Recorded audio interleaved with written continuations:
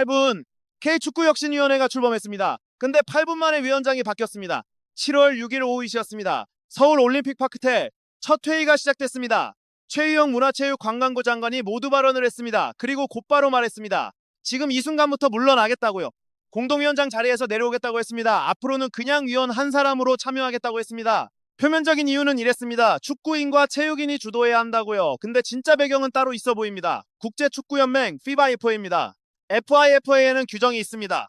정부나 정치권이 부당하게 개입하면 제재할 수 있다는 규정입니다. 자격정지까지 가능합니다. 장관이 위원장으로 계속 있으면 이 규정에 걸릴 수 있다는 우려가 있었던 겁니다. 그 빈자리는 유승민 대한체육회장이 채웠습니다. 그러니까 지금 혁신위는 이렇습니다. 유승민, 박지성 이 두 사람의 공동위원장 체제입니다. 여기서 잠깐 짚어보겠습니다. 왜 하필 FIFA의 눈치를 봐야 할까요? 다른 나라 사례가 있습니다. 정부가 축구협회 운영에 직접 개입한 나라들 FIFA가 실제로 자격정지를 내린 적이 있습니다. 그러면 그 나라 대표팀은 국제대회 출전 자체가 막힙니다. 월드컵 예선도 못 뜁니다. 그러니까 이건 그냥 형식적인 우려가 아닙니다. 실제로 발동될 수 있는 규정입니다.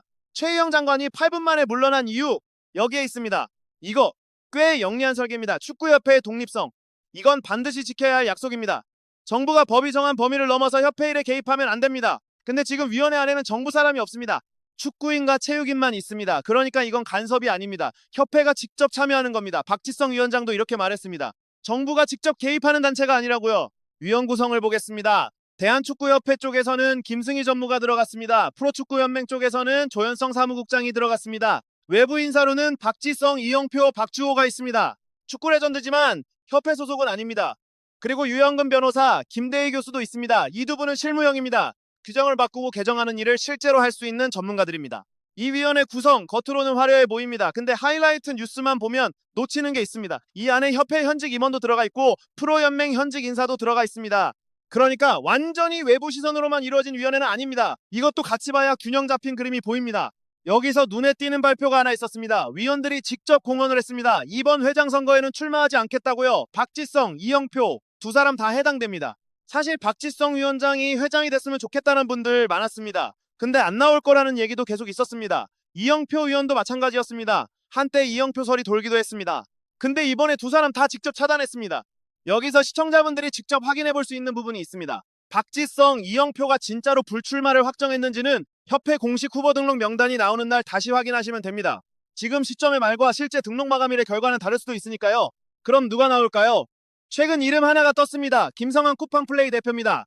차기 수장에 도전하는 걸 검토하고 있다는 단독 보도가 나왔습니다. 쿠팡플레이 측 반응도 있었습니다. 한국 축구 발전을 위해 어떤 역할을 할 수 있을지 다양한 가능성을 열어두고 고민 중이라고 했습니다. 쿠팡플레이는 2021년부터 축구협회와 공식 파트너였습니다. 중계뿐 아니라 대표팀 콘텐츠도 계속 만들어 왔습니다. 그러니까 이 인연이 출마설의 배경이 되는 겁니다. 다만 아직 선거 규정도 날짜도 안 나온 상태입니다. 윤곽이 드러나면 더 많은 이름이 나올 걸로 보입니다. 그리고 이 시점에 협회를 완전히 떠나는 사람들도 나오고 있습니다. 이임생 전 기술총괄이사, 홍명보 감독 선임을 주도했던 바로 그 사람입니다. 유럽에서 후보 감독들을 직접 면접하고 귀국 당일 홍명보 감독을 만나 설득했던 인물입니다. 이 사람이 최근 캄보디아 프로팀으로 떠났습니다. 나가월드 FC라는 팀입니다. 테크니컬 디렉터로 부임했습니다. 캄보디아 최대 복합 리조트 기업이 운영하는 팀입니다. 팀 이름이 나가월드입니다. 그러니까 나가라는 여론에 시달리던 사람이 정말 나가월드로 떠난 셈입니다.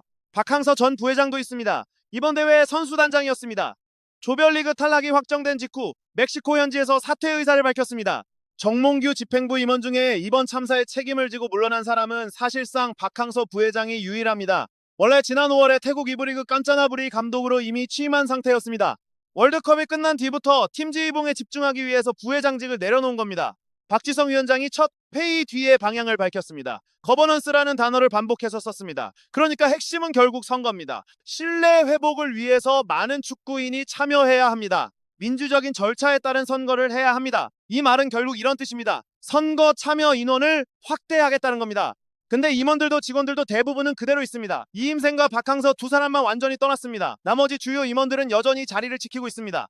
차기 회장 선거까지 협회가 돌아가야 한다는 명분입니다. 선거 준비도 해야 하니까요. 근데 여론은 곱지 않습니다. 다 목을 내놔라 이런 반응이 많습니다. 팬들 입장에서는 자연스러운 감정입니다. 근데 현실적으로 보면 이렇습니다. 남은 부회장 중 한 명은 직무대행을 해야 합니다.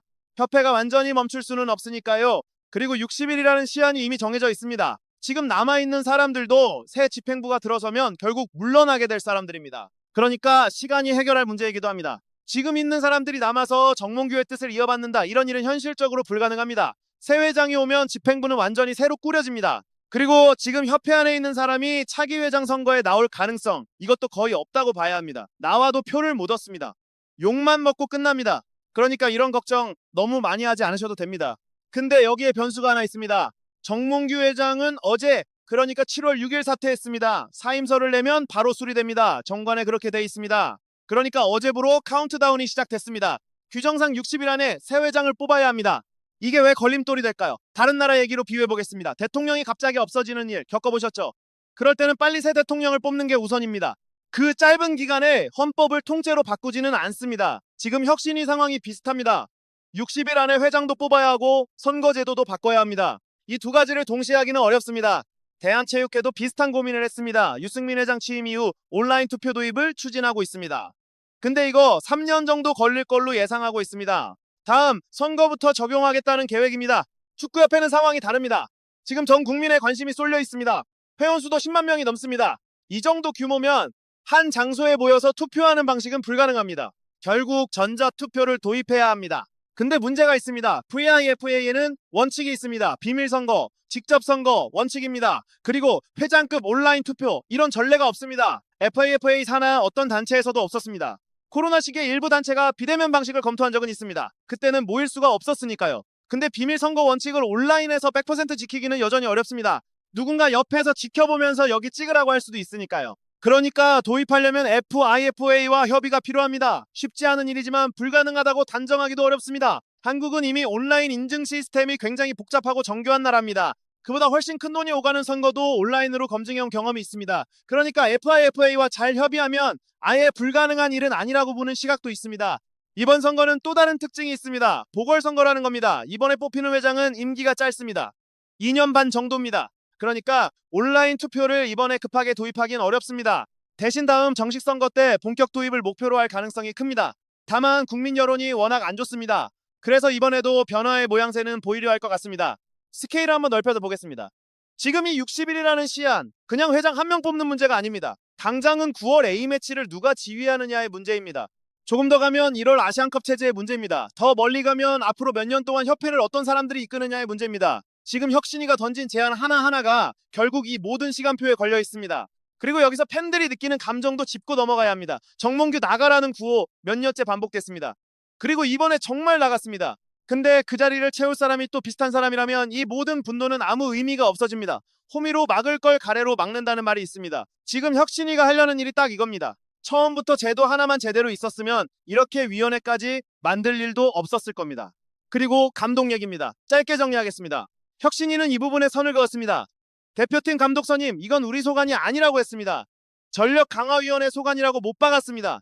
박지성 위원장도 기자 질문에 똑같이 답했습니다. 우리는 국가대표팀 개선에 대해 얘기하지 않는다고 했습니다. 이유가 있습니다. 혁신위가 감독까지 손대면 그건 진짜 월권이 됩니다. 감독이 사람을 뽑으라고 지시하는 셈이 되니까요. 전력강화위원회 안에서 결정할 문제입니다.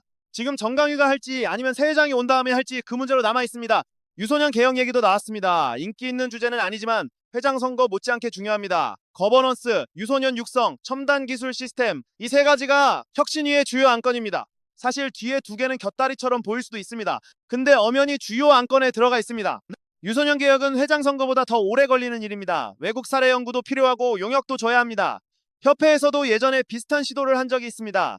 스터디를 길게 해서 일부 도입한 적도 있었습니다. 근데 그만큼 긴 시간이 필요한 작업이라는 뜻입니다. 혁신위가 한시적인 조직이기 때문에 이걸 다 끝내기는 불가능합니다. 다만 방향성 정도는 제시할 수 있습니다. 축구 행정이나 유소년 육성을 직접 해본 위원들이 안에 있으니까요. 초기 단계를 만드는 수준, 딱 그 정도가 될 것 같습니다.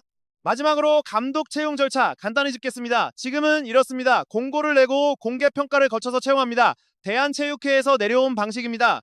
다만 해외 감독은 예외 조항이 있습니다. 공고는 똑같이 내야 합니다. 근데 공개 경쟁 절차는 조금 다르게 진행할 수 있습니다. 일부 팬들은 이렇게 의심했습니다. 국내 감독끼리 자리를 나눠 먹으려는 거 아니냐고요. 근데 그건 아닙니다. 국내 감독한테만 적용되는 까다로운 자격 요건, 해외 감독한테는 적용되지 않습니다. 우수한 해외 인력을 좀 더 쉽게 데려올 수 있게 만든 예외입니다. 결국 지금 협회 안에서 벌어지는 일들을 겹쳐서 보면 패턴이 보입니다. 이임생은 캄보디아로 떠났습니다. 박항서는 태국으로 떠났습니다. 정몽규는 물러났습니다. 최유영 장관은 스스로 위원장 자리를 내려놨습니다. 이 모든 움직임의 공통점은 하나입니다. 책임이 있던 사람들이 하나씩 자리를 비우고 있다는 겁니다. 근데 정작 그 빈자리를 채울 새로운 시스템은 아직 완성되지 않았습니다. 사람은 빠져나갔는데 구조는 아직 그대로인 상태. 지금이 딱 그 사이 어딘가에 있는 겁니다. 여기서 확인해야 할 게 하나 더 있습니다. 대한체육회장이 공동위원장으로 격상됐다라는 것, 이게 왜 의미가 있을까요? 감독 선임 하나만 봐도 답이 나옵니다. 대한체육회는 축구협회의 상급단체입니다. 감독을 뽑아도 결국 대한체육회의 승인 절차를 거쳐야 합니다. 그러니까 그 상급단체 회장이 직접 위원장을 맡았다라는 것, 이건 속도를 낼 수 있는 카드라는 뜻입니다. 정리하겠습니다. 지금 K축구혁신위원회는 두 가지에 초점을 맞추고 있습니다. 제도 개선 그리고 회장 선거입니다. 이번 보궐선거에서 안을 얼마나 받아들일 수 있을지 아직은 지켜봐야 합니다. 근데 더 중요한 게 있습니다. 그 다음에 있을 정식 선거입니다. 그 선거를 위한 방향성을 이번에 확실히 잡는 것, 이게 혁신위의 진짜 과제입니다. 앞으로 지켜보셔야 할 세 가지를 정리해드리겠습니다. 하나, 김성한 대표를 비롯해서 실제로 후보 등록까지 가는 사람이 누구인지입니다. 둘, 온라인 투표 도입이 이번 보궐선거에 일부라도 반영되는지 아니면 완전히 다음 선거로 미뤄지는지입니다. 셋, 혁신위가 권고한 안을 협회가 실제로 정관에 반영하는 속도입니다. 이 세 가지가 확인돼야 8분 만에 위원장이 바뀐 이 출범식이 그냥 이벤트였는지 아니면 진짜 변화의 시작이었는지 알 수 있습니다.